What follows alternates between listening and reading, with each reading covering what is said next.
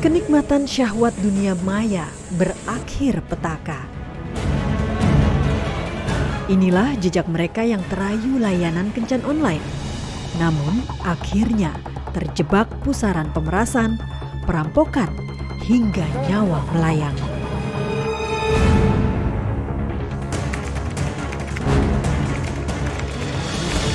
Kami dari Satreskrim Polres Metro Jakarta Pusat bersama Polsek Menteng berhasil mengamankan diduga pelaku pembunuhan di salah satu hotel di Menteng, dan saat ini kami lakukan pemeriksaan dan pendalaman terkait masalah motif. Selanjutnya akan kami sampaikan berikutnya. Dengan aplikasi WeChat, pelaku ini memesan booking saudara korban dengan kesepakatan awal di harga 700. Tapi pada saat selesai ternyata pelaku hanya menyewa nggak nyampe 700. Dan inilah yang juga kami alami. Bermaksud ingin mengetahui sepak terjang, penjajah, dan komplotan layanan kencan online, tapi akhir cerita pahit yang kami dapati. Percobaan pemerasan dialami tim telusur. Semua berawal ketika kami menghubungi nomor telepon penjual syahwat online dengan janji memberi layanan kencan virtual.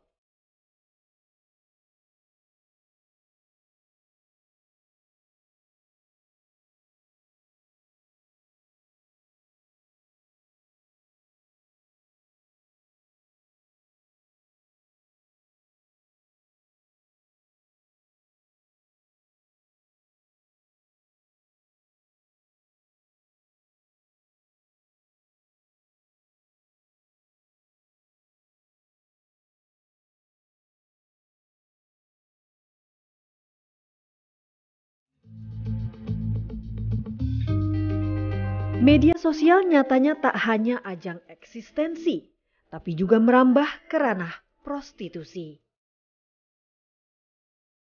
Akun-akun pemberi layanan esek-esek mudah dicari dengan beragam tawaran. Ada yang berani melayani kencan langsung, atau pamer bodi di layar telepon genggam. Penikmat jasa ini menyebutnya VCS.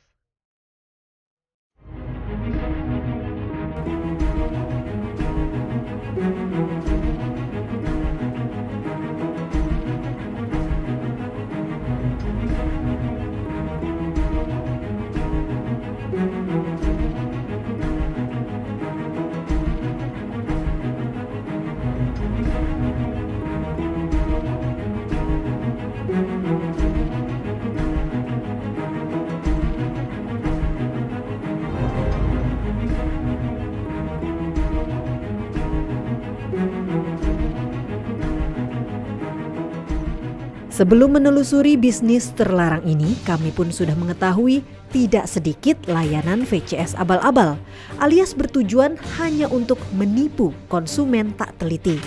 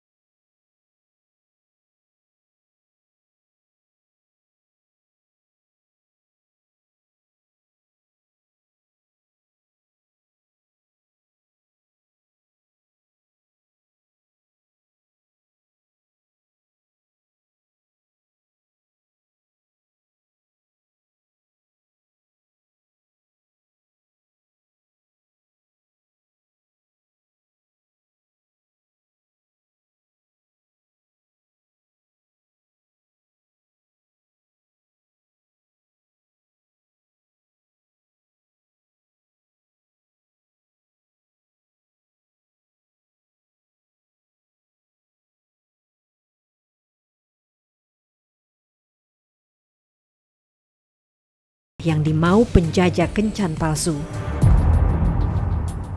Saat kami menolak permintaan fulus yang terus-menerus, ancaman pun dilayangkan. Laiknya penjahat, mereka menggertak bakal menyebarkan foto, identitas, diikuti bukti percakapan transaksi esek-esek kami jika menolak mengirim rupiah. Modus ini pun tentu bisa menimpa siapa saja bila tak hati-hati terpedaya rayuan nafsu.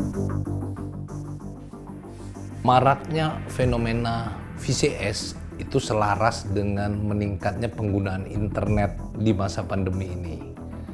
Kita lihat dari data APJII bahwa pengguna internet itu naik 8,9% atau meningkat setara dengan 25 juta orang.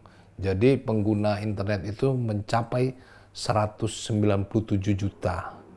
Nah, ini dikarenakan apa? Karena pengguna internet di Indonesia di masa pandemi ini mencukupi kebutuhan, termasuk kebutuhan informasi. Dia menggunakan video call, juga menggunakan meeting secara online.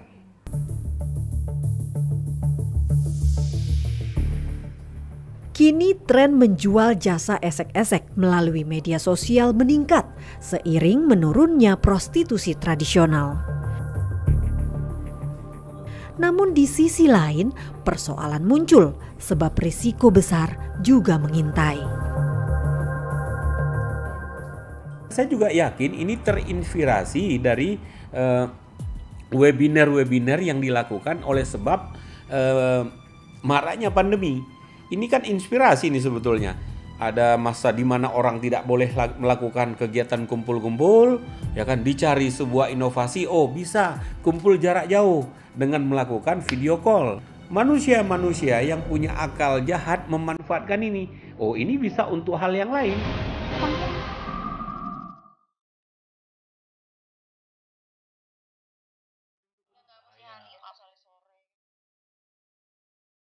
Hai.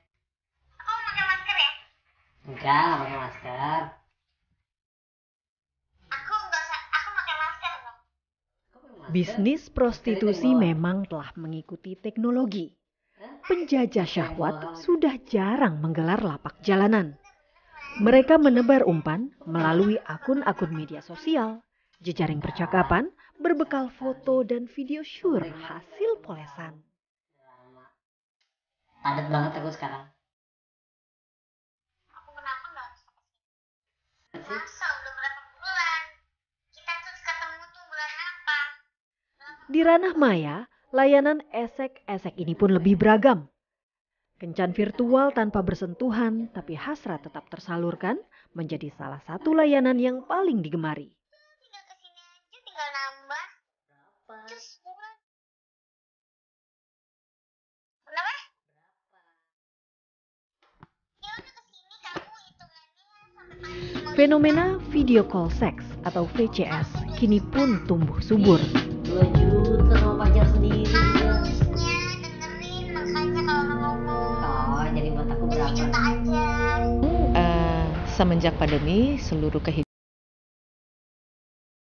mendadak digital, dan itu berarti termasuk perilaku-perilaku baik yang sesuai dengan etika dan budaya maupun yang tidak sesuai dengan etika dan budaya kemudian juga pindah ke ruang-ruang digital. Yang kita perlu waspadai terhadap aksi yang tidak beretika dan berbudaya adalah kita perlu ingat di dunia digital dengan dukungan teknologinya ada yang namanya jejak digital. Pertanyaannya, apakah kita semua siap memiliki jejak digital yang tidak positif yang kedepannya bisa mempengaruhi kepercayaan orang lain terhadap diri kita?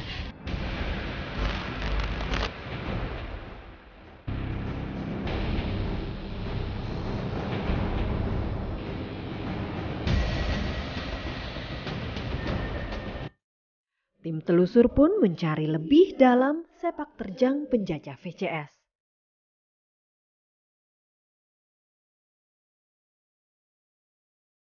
Seorang perempuan yang kami jumpai, sebut saja Ratu, mengaku sebagai penyedia layanan VCS kelas elit.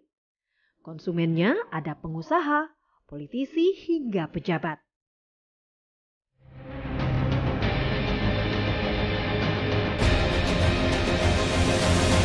Campuran sih, ada yang dari orang luar juga, ada juga dari kalangan-kalangan tertentu. Masyarakat umum atau ada kelas-kelasnya? Ada kelas-kelasnya. Kelas-kelas apa aja? Kelas-kelas pejabat ada. Kelas pejabat juga ada. VCS sama pejabat itu yang pasti mereka nggak nunjukin muka sih.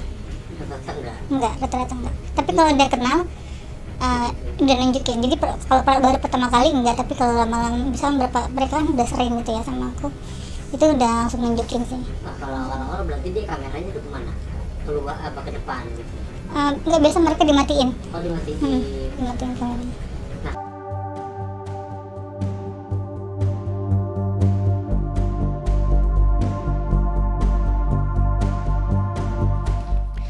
Di jagat VCS, Ratu sebenarnya baru tahun lalu tercebur dalam bisnis gelap ini. Awalnya coba-coba, tapi saat uang mengalir hanya dengan modal kuota, Ratu pun tak kuasa menolak pelanggan.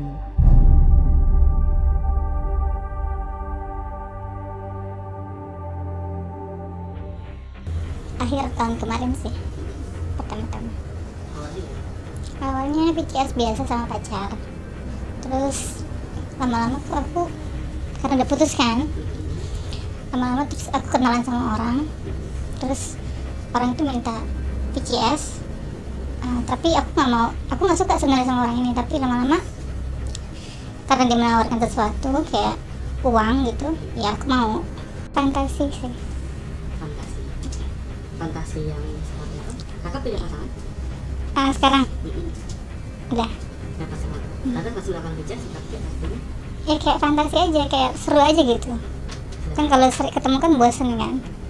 Kalau VCS kan kayak sesuatu hal yang unik aja gitu. Kebutuhan sih sebenarnya. Kebutuhan bisa apa namanya? Dua-duanya. Kebutuhan dari secara seks sama itu kebutuhan uang.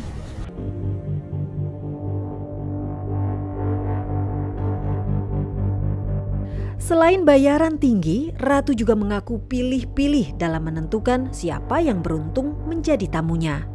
Pun, Ratu juga mengklaim profesional dalam menerapkan aturan mainnya. Meski begitu, pesona Ratu seolah menghipnotis fantasi para pria hidung belang yang rela antre panjang demi menikmati suguhan syur Ratu di jagat maya.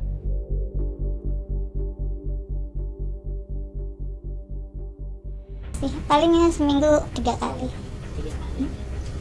Dalam sehari bisa berapa klien ya? Apa yang biasa?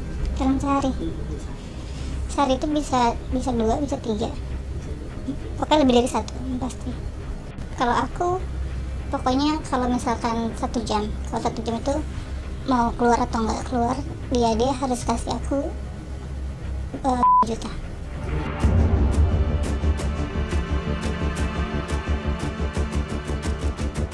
Ratu adalah salah satu potret bagaimana layanan esek-esek bertransformasi ke ranah maya.